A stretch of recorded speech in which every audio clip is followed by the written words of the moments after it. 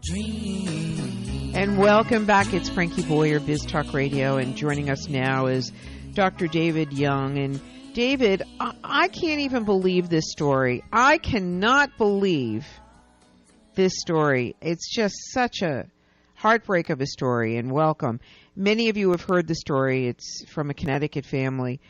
Tell us what happened to your dog, Simon. Well, thanks for having me. Appreciate the time. So, back in August of 2017, my wife and I were away. We have a longtime dog sitter who, hangs out with Simon when we're away at the house, so he doesn't have to go to a kennel. And she was out in the yard playing with him with a ball, and a neighbor came into the yard, cut through a fence that separated, our yard, and to retrieve a lacrosse ball, apparently. But he was in a lacrosse outfit and armed, had a lacrosse stick. Yes. And startled both Simon and the sitter. And Simon, because they were just so startled, because we have a big yard and it's closed in, and suddenly there's a strange person in the middle of the yard. Oh, yeah, absolutely. So Simon kind of, warned him off with a nip at his shoe and ankle, and instead of retreating, he raised the stick in defiance, and so Simon bit him in the leg, and then the kid ran. Yeah. And one would expect that to end there, because reasonable people are usually reasonable. And this kid was trespassing. In fact, the police report states the kid was in the wrong. He was trespassing. He's 13. Right. He knows better.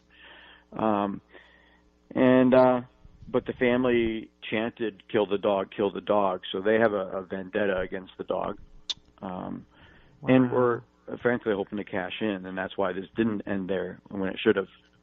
Of course, there's many dog bite cases that are unprovoked and that are off property, and these dogs are quarantined and returned. But this was on, Simon's own property.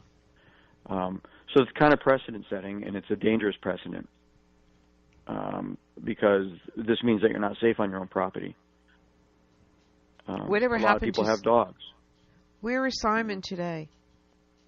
Simon continues to be held up in the animal control behind the police station at Guilford. That's insane. Do you get to visit him? For a year and a half now. How's that? Yeah, I visit him several times a week, which is good. How horrible. We bring in our food, but. Yeah. The town is digging in their heels because they know they made a mistake. The family pushed them. They had connections, political connections, so they used those connections for their agenda. And essentially, they're hoping to cash in. And the neighbor, they're saying, "Well, we don't want the dog killed." Well, they chanted, "Kill the dog." And right. If they don't want the dog killed, well, then they should come forward and say so. But I think by doing that jeopardizes their ability to cash in on this. And they're, of course, suing my insurance company, who's fighting it, because the kid was trespassing. Gosh. And in the meantime, your dog can't be home with you. It's the most bizarre. No. I've never heard of a story like this. No, it's crazy. Well, unfortunately, there are a lot of stories like this. But not as egregious as this, not as wrong as this. I mean, again, there's many dogs that are in quarantine for biting somebody, but that's quite often off property, off leash, unprovoked. This was provoked. There was a real threat. We've had Simon for 7 years. He was a rescue in 2011. He's been with our family again since 2011. So. Without incident, and dogs don't know the difference. What if this person had a gun? Yeah. What's the latest? Well, the latest is the town is trying to drag this on and hoping he dies in the kennel. And so we had one hearing at the Department of Agriculture in Connecticut, and the Department of Agriculture are the ones who oversee the animal control officers. So they're not going to. They just toe the line. So they rule in favor of what the decision already is 100% of the time. So it's a kangaroo court. And so they tried to put a gag order on me to not have the public aware of this, but that's a violation of my First Amendment right. Right. So I launched, a federal lawsuit, and the federal judge agreed that they couldn't do that. So rather than have a hearing, they canceled the hearing that was a second hearing. And this is dragging on. This is so ridiculous. Yeah, I mean, our hearing was August 24th, and there's not been another hearing. They canceled it, and now they've been just digging in their heels, and it's frustrating. And so I would think that they would want it. It must be like a real pain to have this dog in their premises. They must want to get rid of him and just get on with this. There's no way that your legal team can help you get him out? Apparently not. Unless I went in there and just walked out with him. I don't know what legal recourse they would have against me, but it's frustrating because there he sits alone, in that cage. Jeez.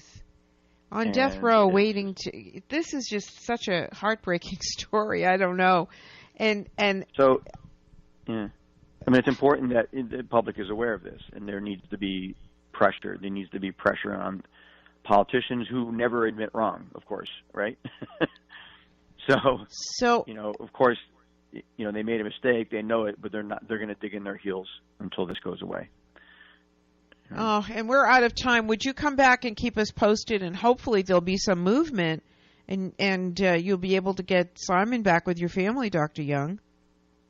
Absolutely. I mean, I think reasonable people, reasonable minds should be reasonable, and I think that's at the end of the day, we're looking for level heads to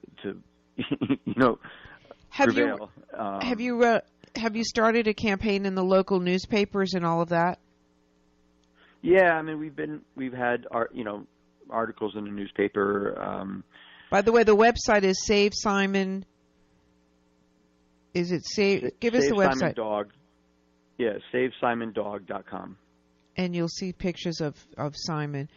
Oh my gosh, this is just. Yeah, and the whole story's there. Even the police report is there, so you can kind of see where, for the first 8 pages, Simon did no wrong. He was in the right because he was protecting his own property. We got to run. Oh, thank you so much, Dr. Young.